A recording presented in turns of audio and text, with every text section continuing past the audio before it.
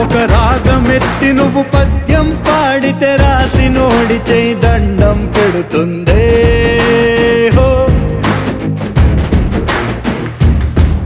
ఆ తేనెలొలుకు నీ మాటలు వింటే తెలుగు భాష తెగ సంబరపడుతుందే హో.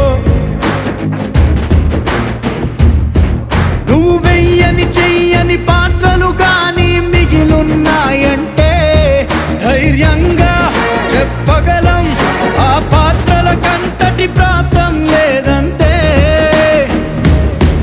నీ బొమ్మలున్న పత్రికల్ని పుస్తకాల కట్టలేసి మురిసిపోయి హీరోలాగా పోజిస్తాం. మా కళ్ళల్లోన పెట్టుకున్నాం పచ్చబొట్టు వేసుకున్నాం. వెండి తెరకు నువ్వు మేలిమి బంగారం.